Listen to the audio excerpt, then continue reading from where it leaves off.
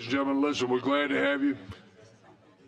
We're about to call roll, and we got a pretty short judiciary agenda this afternoon, and we're glad to have all of you here. We will meet next week because we're going to continue to get Senate bills down. We won't have House bills on after today. One more thing, though, I want to say to you. Last week, we talked about Matt Friday and his heart attack. And what I think I'd be remiss if I didn't tell you that he has gotten much better. Now, he's a long way from being out of the woods, but Matt has really, really improved. And, I think sometimes, this is just me, y'all may not think this way, but a lot of times we pray, God, please do thus and so for us. Please help us here. Please help us there. And when he does, we fail to stop and show the appropriate gratitude we should show for the healing that he has delivered.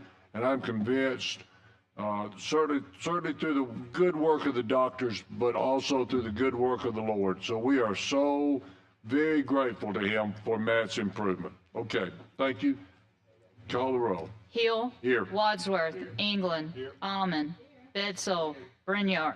Chestnut. Faulkner. McClammy. Pettis. Here. Robbins. Here. Simpson. Here. Starnes. Stringer. Tillman. We have a quorum. We have a quorum. Senator Melson, you'll talk about Senate Bill 244, please. Thank you, sir. This bill was brought to me by the Office of Public Examiners. When certain situations, retirement systems have misappropriated funds, and this bill simply was needed by the AG's office, they were stated, to enforce them and be able to bring charges. This couple of cities throughout the state, which I won't mention, need it. Mr. Chair, at the appropriate time, I make a motion for a favorable report. There's a motion and a second for a favorable report. Does anybody have any questions of Senator Melson about this bill? Okay, seeing none, all in favor, please say aye. Aye. Any opposed? Senator Melson, good job. Thank you a lot. Thank you, Your Honor. Favorable report, we appreciate it. Senator Coleman-Madison. Thank you, Mr. Chairman. Good afternoon, members. This is a bill involving restoration of voting rights and notifications of those that have been convicted and seeking to restore their voting rights. Right now, you have to still go through pardons and parole. And basically, this bill requires them to post notification for those people that are about to get out or what have you, or maybe even already out on parole, that you what process you need to go through to get your rights restored. It requires that they post for those individuals so that they will know, and that the Board of Registrars be notified by the pardons and parole for those individuals that have met all the criteria, because they're the ones that keep all the records. We worked with former Commissioner, well, current Commissioner Cam Ward, former Senator Cam Ward at the time on this, and they already have the records of exactly where people are, at what stage, what requirements they have met. But they are to notify the Secretary of State, who would notify the Board of Registrars of the county that that person lives in. If they were registered, then their names to be put back on the roll. If they were not registered, they would still have to go through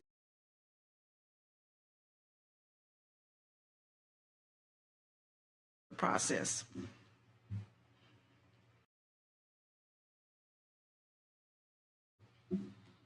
Okay. Thank you, ma'am. Does anybody have any questions for Senator Coleman, ma'am? Yes, sir. Oh, there's an amendment that I'm sorry. needs to be added.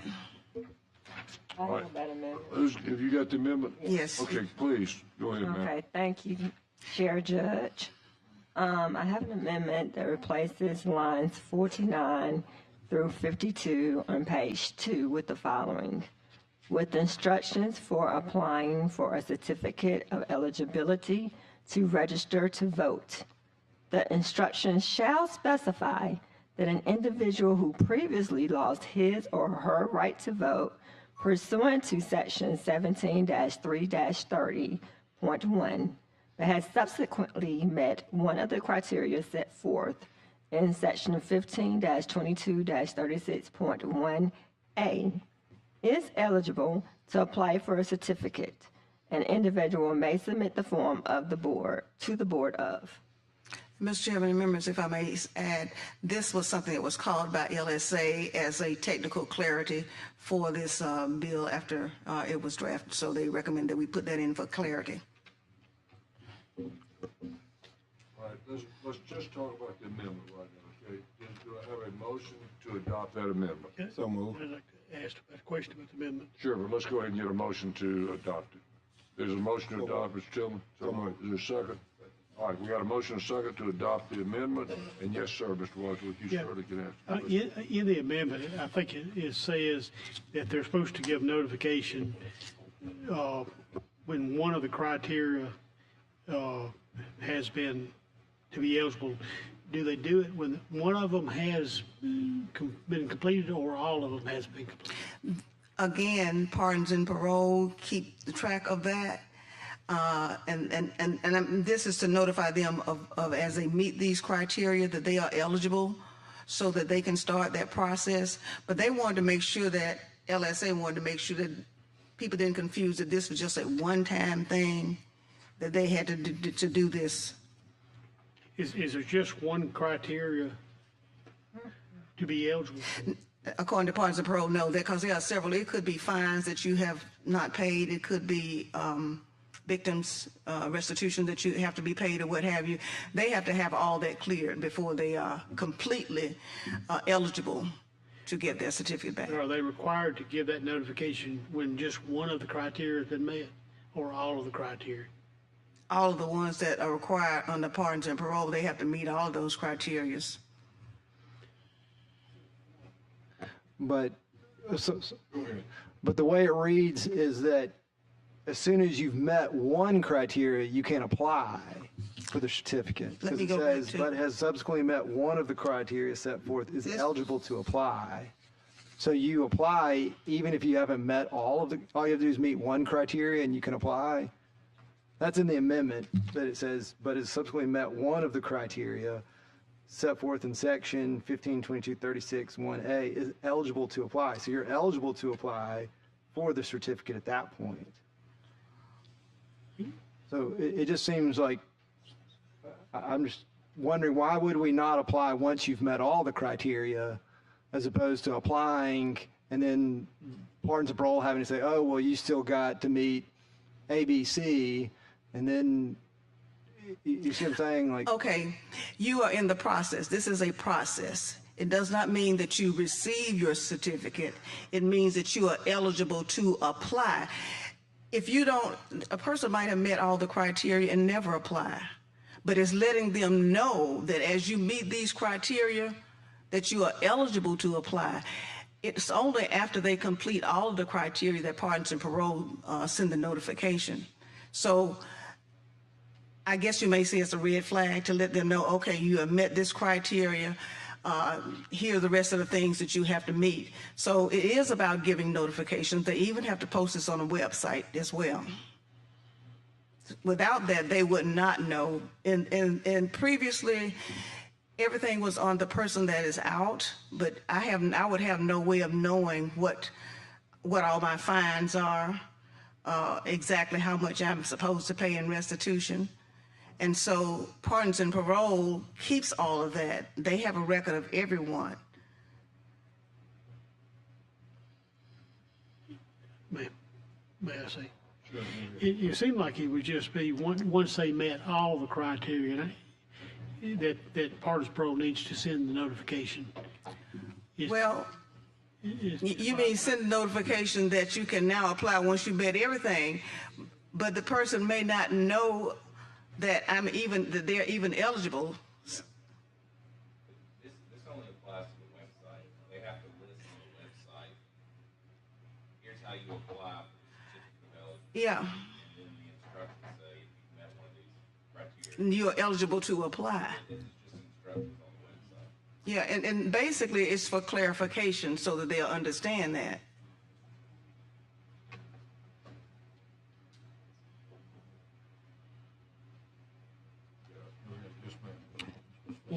Yes, I just want to clarify that when you go back before the one criteria met in section 17.330, 2.1, it states that they previously lost their right pursuant to that first section.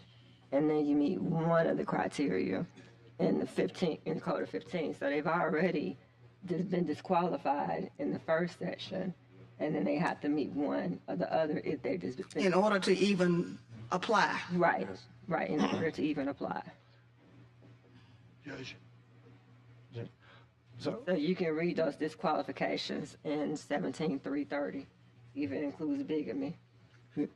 so Senator, this is about the amendment. What is the process now? Where do I find, if I was an individual that had my voting right, I'd lost my voting rights, where do I go now to find out what criteria I need to have them restored? Is it? You have to fill out a certificate of eligibility, through the Secretary of State's office and working with the pardons and paroles. And that's a process that they go through. We have some of this over the past years, we have little by little. But right now, if I'm coming out, say a person is eligible and they're getting ready, they've met the criteria, or if they're on parole or what have you, they don't know, because quite frankly, many people are just trying to get their lives back together. But if I'm trying to get my voting rights status back as well, that's not something that I'm really focusing on. I'm trying to get reintegrated with my family, get a job or what have you. And so right now, pardons and parole, and we thought this was going to be a cumbersome process, or even if they would have to hire additional people. The Commissioner of Pardons and Parole said we already keep that information. They don't really need to be worried about trying to do research to find out. So they know what fines that they have been paid. So they make the applications. They still have to go through the process of the hearing and everything. And they and therein is the problem. It is a long process that they have to go through. With this, what we're saying is it becomes more of an automatic thing.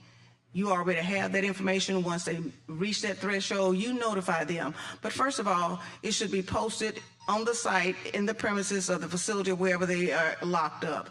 And it should be put on a website so that that person, it makes them responsible for going to that website also to check. Notices are sent once they notify the Secretary of State, who contacts the Board of Registrars, who will contact the registrar in the county where that person was registered, if they were registered. Then they would be putting their names back on the list unless for some reason that they, did not register at all.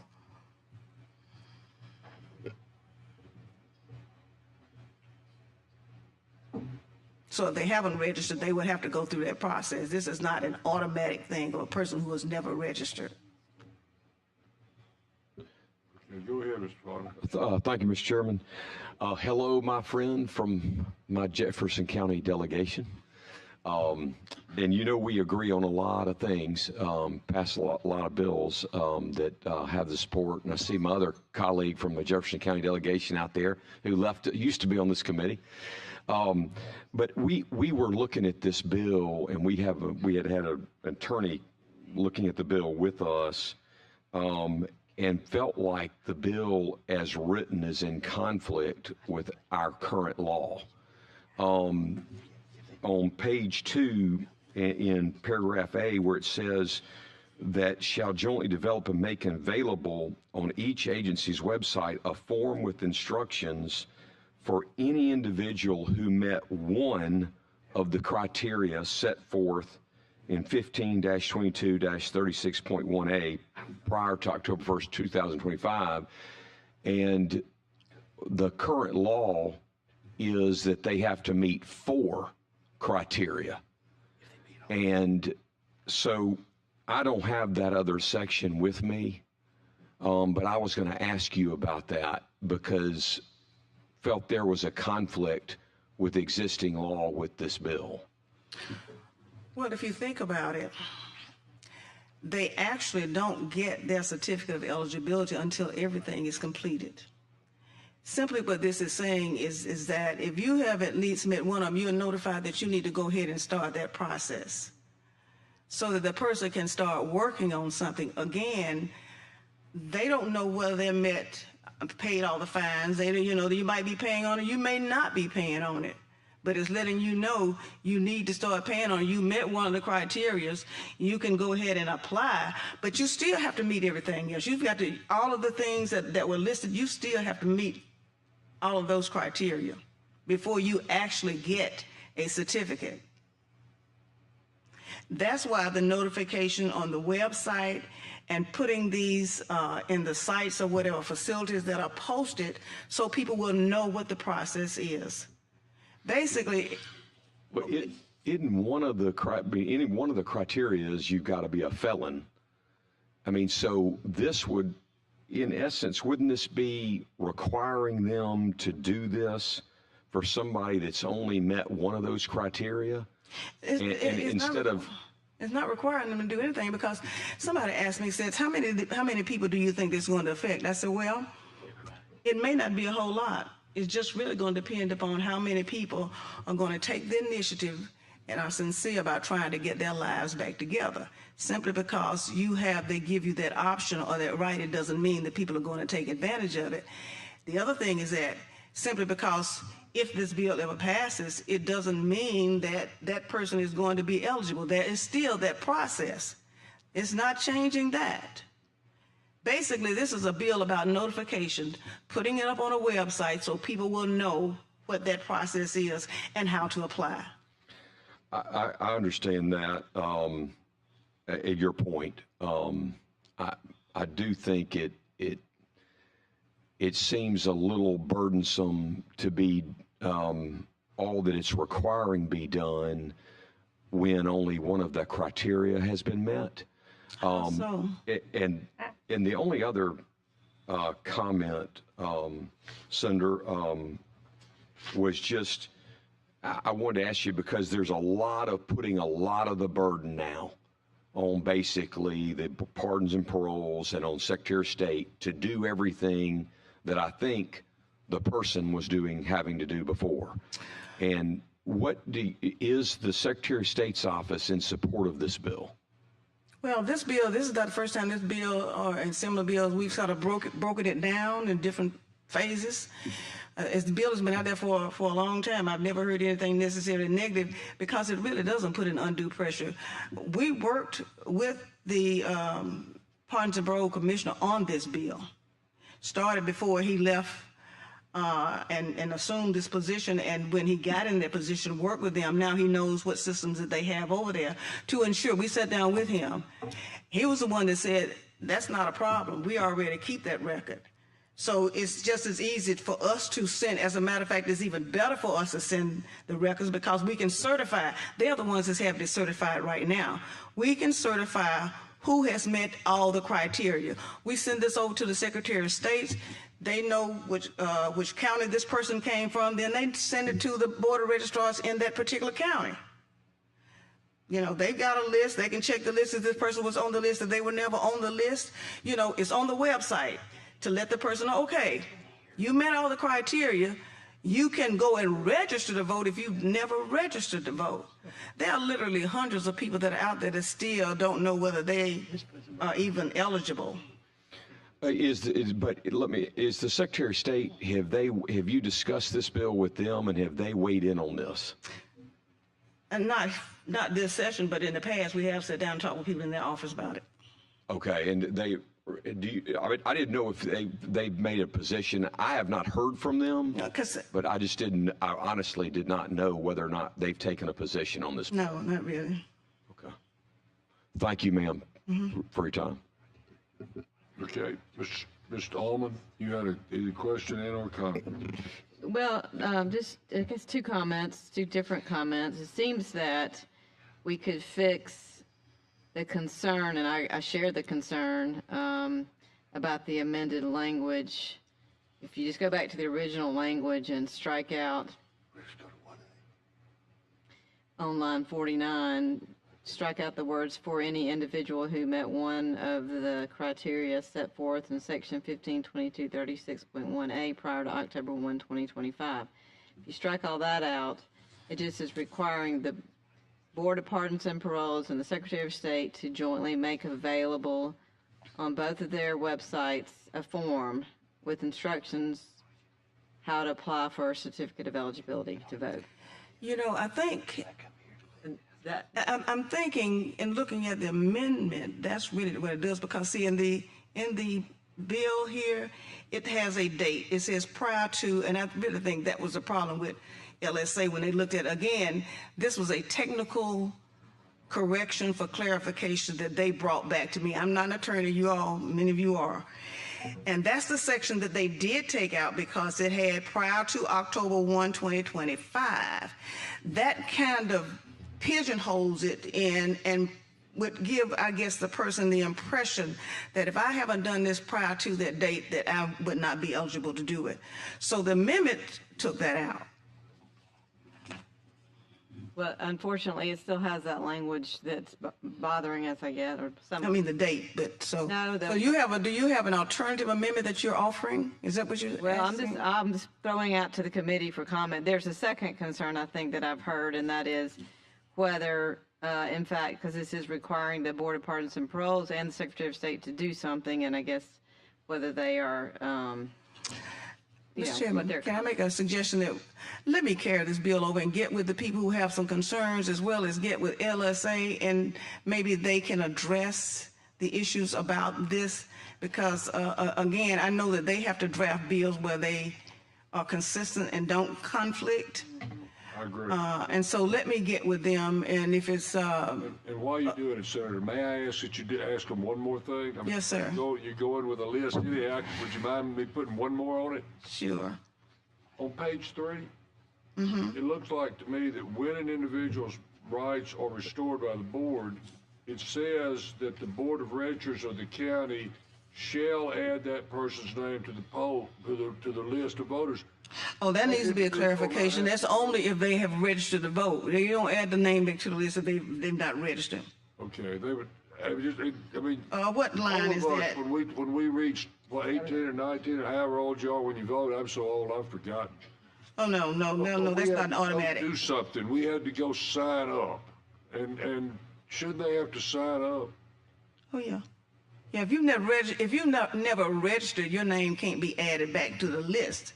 But for clarification, since we're doing this to clarify, we probably, Just asking the question. Yeah. That's, that's if they fine. get added, I mean, if they get restored, that makes sense to me. But when they then have to go register, and you're saying if they once registered, they continue to be registered. And there again, we probably need to add a clarification in that. Okay. Any other members, if you have some questions? clarifications, please get them to me. I would just say, and to echo the concerns that everyone has, when you have the 4 criteria that you have to meet, when it says you meet only one of those criteria would be the person has lost his or her right to vote by reason of conviction. So every single person that has been convicted has met criteria number 1 Right. and would be eligible to do this. So it's very, very burdensome to have one. So if you make it to apply to all or more than one specifically, because 1 is every single person that's in prison. Well, we're going to get some clarification on this. Again, if you have some language you like to recommend, I appreciate it. Mr. England, hang on. Mr. Starnes, did you want something? I'm sort of trying to keep y'all in order as best I can. But Mr. Starnes, go ahead. And then Mr. England, you're next. Yes, sir. Thank you, Mr. Chairman. Senator, Pardons and Parole already does this to a certain degree. I don't think they notify. As a probation officer, when somebody came off probation, I would tell them, I said, hey, listen, you're eligible to vote. You get the streamlined pardon. All I do is fill out about the case, that they're disqualified, send that to the headquarters, and then they do an investigation, make sure that's correct, that I did the right thing. Then they send that information and they get a certificate back to them, and then they're responsible to take that certificate to the Board of Registrars. So this process is already there. I think what you're wanting to do is just kind of have notification. Right. But the notification is on the site of the Board of Pardons and Paroles. They're not sent, their name directly or posted on the website. But this process is really out there. But I do like the notification. But I would, as a probation officer, notify that person. And I told them what cases, because I always printed off AOC, all the cases they owed, and sent it and gave them to them in hand. Hey, this is what you got to pay off. I want you to get a pardon. Pay these off to get a full pardon. And if I remember correctly, a streamlined pardon, you didn't have to pay off your disqualifying cases. So you just had to apply and things. So I would double check on that to see if you have to pay off all court monies on disqualifying cases. But to get a full pardon, I know you have to pay everything off. I'm going to check with pardons and parole on this. Like I said, this has been an ongoing, I guess, incremental improvement of that. This is just another step. We have had some legislation that have passed to improve it, and so it's just been over time that we're still working on that. So I will check with pardons and parole and find out exactly where the gaps are. Okay, thank you. Are there any? Something. Yeah, just really quick, and just to echo what Representative Starnes said, over the last several years, we've incrementally improved this process through legislation to the point where I think at one point we, maybe a few years ago, passed a bill to actually create or require publishing the Right. instructions to get your rights restored. And I think, so we've kind of made our way there. And just listening to the debate here, I'm actually confused now because I mean, this is just putting something on a website, right? Mm-hmm. So if you're just looking at it, it doesn't matter if you've met one criteria or four. From what it looks like to me, it's just making the information available to people. So I didn't necessarily get the impression that regardless of if you got one or four, or you met all the qualifications, if they're just putting on the website and sending you a form that you still have to fill out, that you still have to approve, this is just another level of assistance in someone, just giving them more information to help them along in that process. It is, as I said, this bill is more about notification. Yeah, because the way Because that incrementally, we've done a lot of these things over the past. so if you're just requiring somebody to put something on a website, again, individually, doesn't matter if you've met one or four, you're still going to get the same instruction to start that process. Right. So I mean, I guess when we work on this, we can kind of clarify that. But I mean, because the way the debate was sounding, it sounds like you were giving something to somebody that they didn't already. Yeah. Yeah, no. Yeah, and we wanted to be clear because, like I said, it's been several years that we worked on this, and so we wanted to be clear on this. And again, it will give you all an opportunity to check with the Pardons and Parole Commissioner. Thank you, Mr. Chairman. Hey, thank you, man. Appreciate it. It's always good to see you. You too. Senator Coleman.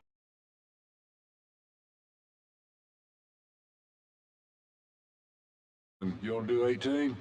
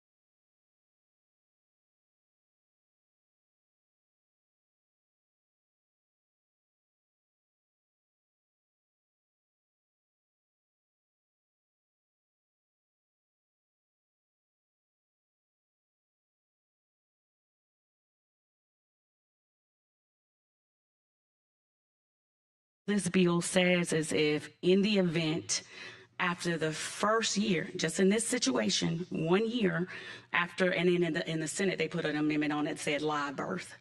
After the birth of the child, if there is a paternity order, only in that one situation, if it's done within that first year, then that order goes back retroactive. So if indeed if it's $200 a month, you know, whatever it is, it'll go back to that 9 months. I hope I didn't further confuse anybody with that last portion of it. But that's all the bill does. Now, Senator, if let's say this child's 5 years old, Yes. that the judge could go back to 3. Yes, only the 2 years. You can already roll this back 2 years, and you're sort of limited there. I mean, 2 Correct. years is far back. I got you. And you got in here May. Maybe retroactive. Well, the Senate maybe put may in there because we had shall. But yes, as a judge, and now as a judge, I am now a part-time municipal judge myself. What we did was the may does give the judge the discretion in that particular situation, because there may be a case where there is someone who's been adjudicated the father that spent a lot of money through the birth of the child or the pregnancy. So that's where the discretion comes in. Gotcha. Mr. Bernier. Good afternoon, Senator. Yes, sir. You may remember me from last year. I do. I've got a couple of problems with it. I am a parent of 5. I've got 5 children, now adults. I remember how it was before we had the baby.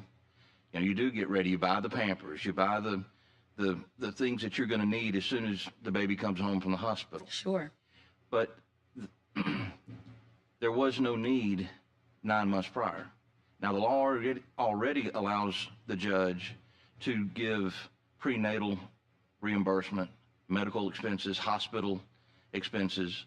The judge can order the new father to pay part of that or all of that, I guess.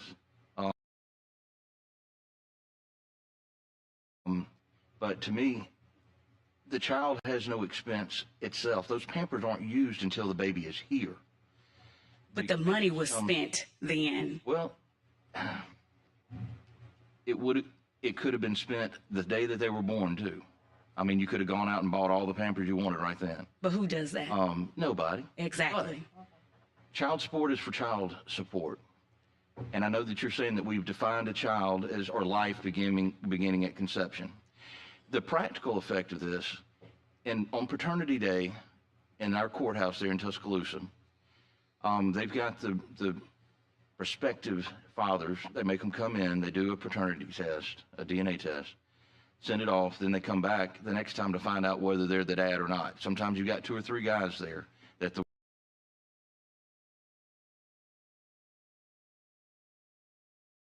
woman couldn't identify who the father was. They picked her.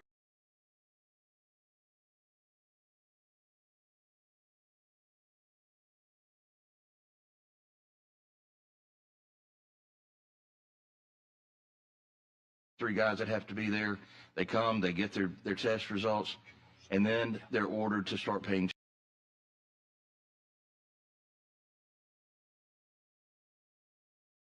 child support. And most of the time it does go retro back to birth.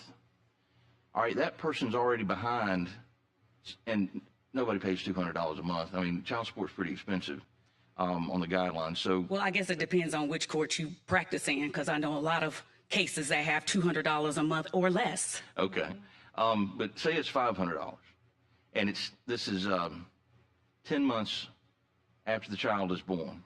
So you got 10 months already. So you got. Then if you go 9 more months, that's just stacking it on. And they usually then say you're going to pay it at a rate of $50 extra or $100 extra on the child support a month. It's running at 7.5% interest, judgment rate of interest. No matter, I don't think a child has child expenses. The child does not eat until it's born. It does not wear Pampers until it's born. But that would be absolutely untrue, sir. Every time I ate as a mother, that's true. I was feeding my child. Yes, ma'am. I guess that's true. Well, thank you. Those are the issues that I still have with your bill. but I appreciate you bringing it. Yes, and I would beg to differ. I mean, you're talking about the father that you are concerned about. I am concerned about the welfare of that child and the mother. And again, this body itself, many of the people in this room voted for legislation that said that indeed life begins at conception. And if it does begin at conception based on this legislative body, the financial responsibility should also begin then. Now, one of the things that the Senate did that, again, I didn't agree with, but it was a good thing. You gave a scenario based on the last version of my bill that had the word shall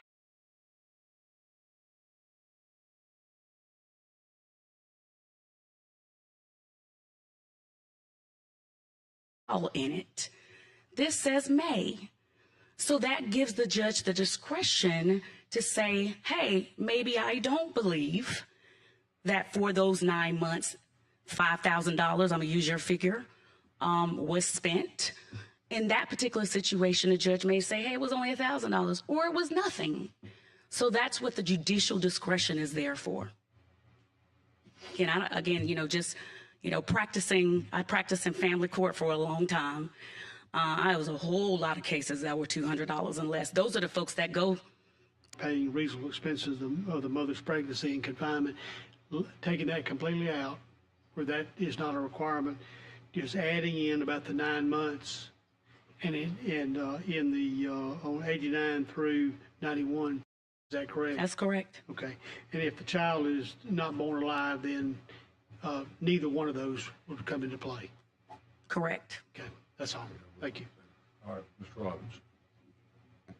Well, our esteemed vice chair just basically asked the question I was going to ask, that why are we not already able to do this from what I read on line 86 to 88 that you marked out, where it says the order may direct the father to pay reasonable expenses for the mother's pregnancy and confinement. So if a judge can already order that, I mean, are we? So actually, they could be determined to be two separate things.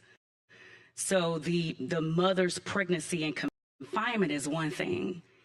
The care and the expenses of the child that is the result of a live birth is something else. It could be two different things. Actually, I mean, really, I hate that they actually crossed out that. That's the way LSA brought it to me. I hate they crossed out the portion that gives the judge discretion for the mother's pregnancy and confinement. Right. I hate they did that.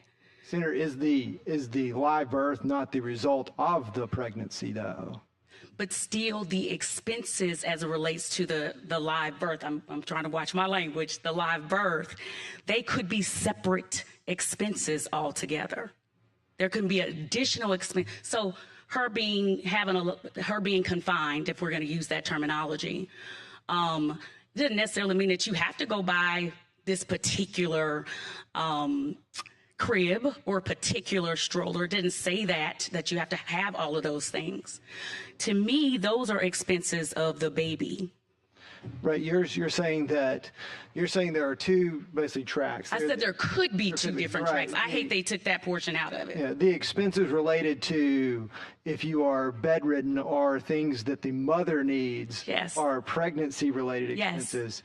But you're saying during the pregnancy, things that you are purchasing that will be eventually used by after the live birth, the benefit of the child. In your mind, that would be payable by a child support order. Yes. Okay, so you answered my question. What you're doing here, marking that out.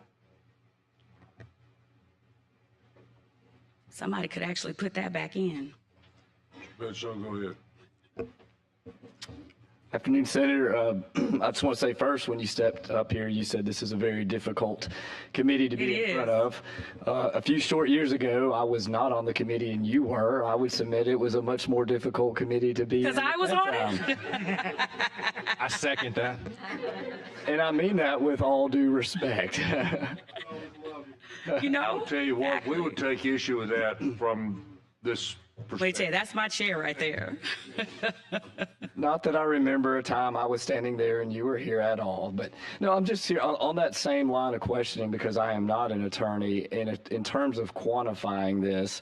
And if we are thinking about the reasonable concerns of the mother by striking the language in the paragraph before and trading it out, do you have a sense for what the quantifying effect would be and how much money they're eligible to receive under the order that may direct the father to pay reasonable expense versus what you're trying to accomplish? I don't know. Which to me, almost makes the argument that's why you need to have whatever the child support order is going to be so you can quantify it.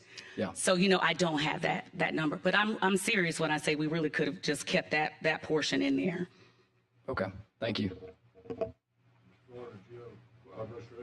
Yeah, we. All right. I just want to make a motion at the appropriate time to give the bill a favorable report. Hang on. Any of y'all say this anything you want to. I got a motion for a favorable report. Do I get a second? All right. There's a motion, a second. Let's go. We'll now go forward with discussion. Okay? Senator. Yes, sir. Mr. Chairman, did you say me? Yep. Okay. Senator, we in review of the bill, kind of a legal review of the bill. Just say it, Representative. It was the concerns that were raised by Representative Berniard. It was the concern that was raised that this is not a for the child. It actually is. These were, and really what was covered in the existing law that was stricken, which I think would apply to the birth and the pregnancy, that those expenses would be covered for under existing law now. But the difference here being that it's saying, I don't know if this is following like other states and getting into sort of the abortion argument. No, it's following this state.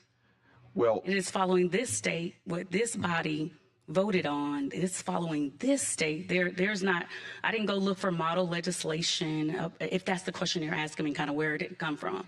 There is no organization out there that I found this. I'm following this state and what this state voted on, what the majority of the members in this state voted on. Now, I would entertain, I listen to you, I would entertain an amendment from you on that original language that clarifies or adds the additional expenses, because you and I know that the law is up to interpretation.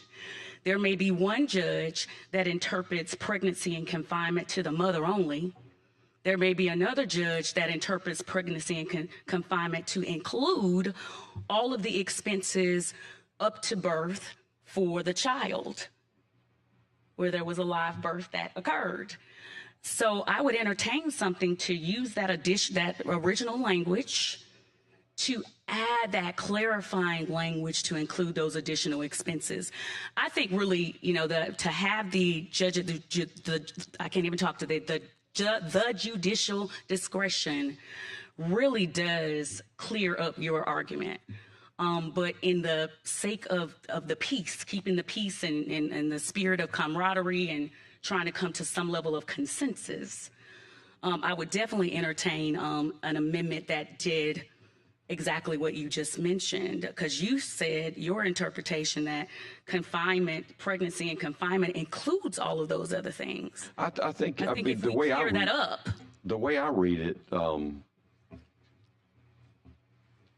Senator Coleman, is that what was in there, has the may language, of course, and you did change it to may, which the Senate did that, and I think that was good. But I guess that's the thing. What the expenses are to me are what the mother has expended, and the court to me seems to have the ability to address those costs in the original language. But if you're, maybe there is a way to clarify that. If it, because what, I don't know what the expenses are. They're not, they're really the mother's expenses, but maybe there is something to that. You're working with the original language and, you know, maybe there could be something that does it. I just didn't see the need for, or from our legal review, that it's really for the child. It's not child support. It's what's in the language that was stricken. And so now you're confusing me, because I thought you and I were on the same page. Now I feel like you're moving farther away from where I originally thought you were. I thought what you said was that you felt as if the language that's currently there, which says the order may direct the father to pay the reasonable expenses of the mother's pregnancy and confinement. What I thought I heard you say was that you thought that language included all of those other expenses. The Pampers, the baby bag, the crib, the clothes, all of that's what I thought I heard you say. But now it sounds like you're moving farther away from that, because those are expenses that that mother would not have but for being pregnant. So that's why I thought we were kind of on the same page. I hear you, but yeah, maybe we are a little different. But I just, it's hard.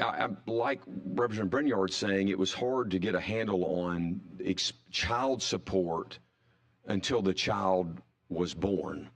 Whereas I feel like the court has the ability now, under existing language that has been taken out of your bill, to give the mother expenses she has had. Correct. But not child support, if that is. So it's, I think we might be playing with language a little bit, but I see where you're coming from, Senator. We may be playing with language, and I would love to have the further dialogue with you, but to get this bill passed. Yeah. Because you did say a key word. You said what I feel, and as an attorney, we could have said it is my opinion, or, you know, it may be the opinion of the court. However, that language needs to be clarified, and I'm gonna sound redundant because I already said this. There may be one judge to interpret that language as just the expenses for the mother and her confinement. There may be another judge to interpret that to say, hey, it's all of those expenses.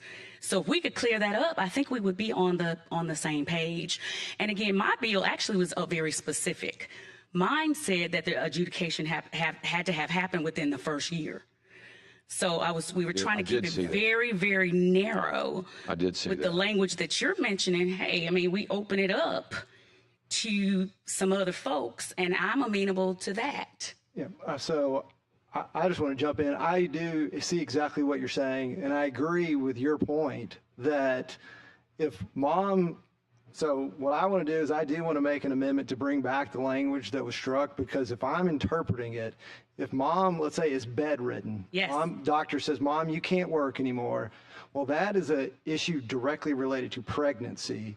And so mom might have been expecting that 3 more weeks of pay that she's not going to get, that she was going to then directly pay her rent, pay for the child. And so that is a pregnancy confinement issue that now if we strike that language, the judge can't issue child support for mom, you were out of work because of you're pregnant. So, but what you're saying is the child support, the way you're interpreting it, and I interpret it the exact same way, is that's expenses related to that child pre-birth. So I think it's necessary to bring right on page 4, what I'd like to do, and I think it'll be a friendly amendment, and I think to Representative Faulkner's point, I'm viewing what you're saying as almost like 2 tracks, 2 trains. You've got all pregnancy-related expenses, which you're bedridden, you might get sick as the mom and need medicine for you. You've got doctor's appointments, you've got missed work hours, whatever. Those are pregnancy issues, not child support issues. And I don't view, if I was the judge, I could then enter an order giving you back wages or lost wages, because that's not child support. Child support is for the child. So I think it's necessary. And so if you're okay, actually, I'm just going to say, I'm going to offer an amendment that on page 4, I just want to reinstate that entire sentence of the order may direct the father to pay the reasonable expenses of the mother's pregnancy and confinement. That's a friendly amendment. So that's a motion. And can I get a second with it? All right, Mr. Tillman, I got a motion and a second to reinstate that, and Ms. Alban, yes, ma'am. Yeah, I would just add to that amendment at that sentence, after confinement and/or reasonable expenses in preparation for the birth of the child. And that would include the diaper bag, the baby bed, because those are unrelated to confinement or pregnancy, and I think that's some of your concern. Representative, can you say that last language one more time? I would take the amendment, in other words, reinstate the sentence 86 through 88 that's been stricken, and add or something like this, reasonable expenses in preparation for the birth of the child. And by that, I'm thinking of the things you've already mentioned, that baby bed, and then car seat, things you have to have ready on day one. All right, hang on. Just a second. What I want to do is make sure, folks, we get it worded the way we want it worded, right? So Ben, my question to you is, will you withdraw your amendment and add to your amendment the wordage that Ms. Alman just added or just said? Yes, I will. And with that, I guess we need to ask Representative Alman and Senator, would that mean we would strike new language in H about the child support, because that would cover it? You would. So strike that, and then we would. And our reasonable expenses. But just a caution, if you don't mind, Ms. Chair. Oh, no, ma'am. Again, my bill was just real streamlined to, adjudication within 1 year. That opens it up. I like it. I actually really like it. The amendment, the way that you just described the amendment. And the only, God, this is going to be so right. Is it Brynard? See, since last year, we hadn't gotten a chance to.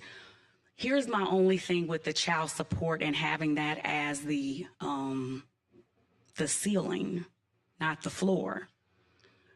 You and I also know what's the determination of what's reasonable or not. Is it the $4,000 crib or the $250 crib? Just something to throw out there, but I like the amendment. Sure, absolutely, you can speak to the amendment. Going to Representative Alman's additional language, even child support, when you run the guidelines, it has her part and his part. Correct. So in these reasonable expenses relating to the pregnancy, pre-birth, I would say it needs to say that he could be ordered, the judge may order his reasonable portion of. Or her portion. Mr. Chairman. Sure. Please understand, I'm not trying to kill your bill. Everyone on this has had some input onto an amendment to come through here. Is there any way we could send this to a subcommittee to fix this so we're not streamlining to come through here? We'll put it up from the first next week and get it out. So, is that for me to respond to, Mr. Chair? Yeah, that's you. What I want to know is, if we put this off 1 week, is that you think it's going to? My preference. Sure. I actually like the language that Representative, I'm about to call you Senator Alman. Representative Alman has proposed. If the committee is inclined to vote on that amendment this week, that would be my preference, to vote on that amendment. I think there's a lot of difference. My argument would be there's a lot of different people with a lot of different input that they're trying to put onto those amendments to come through. Brynard, Reynolds, Alman, everything to come through there. If we can just streamline it to where they can sit down and have a conversation and say, this is what we all want to come through from a subcommittee to get it out, as opposed to now you've got to write this down on a piece of paper to come through there. I'm not trying to delay it. I'm not trying to kill it. Let's get it right. I don't want to get it. I don't want to get it now. I want to get it right. I hear you. And we've actually been talking about this bill for quite a long time, and I thank the committee's indulgence of it. It is a huge issue. It's an important issue. For those folks that are listening, they know that sometimes when we send things to a subcommittee, we send a subcommittee to die. I would just hope that if it goes to a subcommittee, that, Let me, sorry to interrupt, Senator. Let me offer this alternative. Why don't we work on the amendment? You take a seat, we go over the two bills. If we have an amendment we're all good with, we can just vote on it right now. And then it doesn't go to subcommittee, but if we see the amendment after we go through the next two bills, that way we get time to at least do something and just understand these next two bills I anticipate going very, very quickly. well, I assume they'll go very quickly, but you Matt, can. that didn't sound too friendly from you now. I thought you were my friend now since I was gone. I was about to say, all you need to do is tell me and David to talk about something for a while, and I think we can just go for a while. One thing I would ask is this. So my phone has died. I have no idea what time it is. And I have a 2:30 meeting. It's 2:28. You got 2 minutes. I gotta go. I gotta go to a Jefferson County meeting. I gotta go there. What time will your 2:30 meeting be over? It's a Jefferson County meeting. I have no idea what time it's gonna be over then. I renew my motion to send this to subcommittee. It'd be more than 5 minutes as well as y'all all get along. I forgot we're streaming. All right, let's send it to a subcommittee, but I'll tell y'all this. I want this subcommittee, I'd like to see y'all meet Tuesday. If we need to, I'd like to get this bill back up before. You've changed it enough. I wasn't happy with it last year. You know that. I'm happy with it this year. Thank you. And I want us to do something that gets this headed in a little better direction.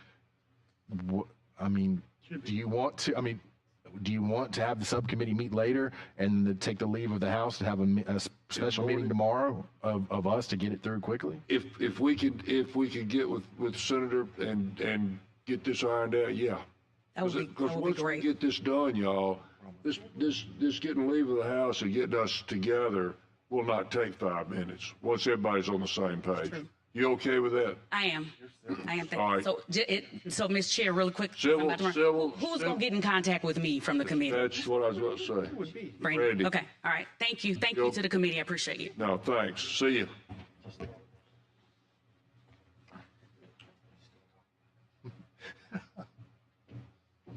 Mr. Tillman, you ready?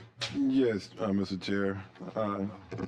So you have HB 537, which is concerning the Aniah's law. A person who is charged with a felony is entitled to a preliminary hearing or a probable cause hearing unless they are charged with one of the listed crimes under the Aniah's law. So with this particular bill right here, it would satisfy that defendant's right to a preliminary hearing by once the Aniah's law is conducted, then the case is bound to the grand jury, and now the grand jury indictment process can be a little bit more expedient, and it can help with court efficiency. All right. Now, Mr. England, you had something. I want to do it to show bipartisanship. I make a motion for a favorable report. Thank you. I appreciate that. Okay, all in favor of giving this bill a favorable report, please say aye. Thank you. All right. Thank you, members. Let me talk to y'all about the last one on here. And if y'all remember, several years ago, we did away with common law marriages, and we started making people file these marriage certificates or marriage, basically agreements in the probate court. That's fine. However, we have certain religious groups that just don't do this. Now, I don't want to list, I don't even know who all of them are, but there are those that have, and let me read the language to you, because I've been questioned about it, and I want it to be clear. I'm not opening this up. I'm a Baptist, so I can do it. I'm not opening this up to every Baptist that doesn't want to go through a civil ceremony. But what this says is that religious societies may continue their traditional marriage solemnization practices, providing both parties entered into the marriage are otherwise legally authorized to do so. So issues that I have been confronted with, and we have certain religious societies that don't file, that don't file this way. And so I'd like for them to be able to be married. What used to happen is they did their ceremonies that were not necessarily recognized officially by the state, but they inured or became common law marriages after just a short period of time because they intended to be married and they held themselves out. So this is the situation. Now, if you'll look, I got an amendment because one of the people from the Bureau of Vital Statistics was concerned on line 96 that the probate court was sending to them a copy of the form. And now this has to do, folks, not with the marriage of the religious societies, but the marriage of everybody else that does file these things. And what the vital statistics people said is they want the original form, not a copy of the form. So that's fine with me. I would like for us to amend the bill as it now is on line 96 to insert where it says a copy of, just say the original. And I would make that a motion. Second, thank you. Does that make sense to everybody? All right. All in favor of adopting that amendment, please say aye. Aye. All right. It's now back to me as amended, and I'm gonna make. What's up, Chris?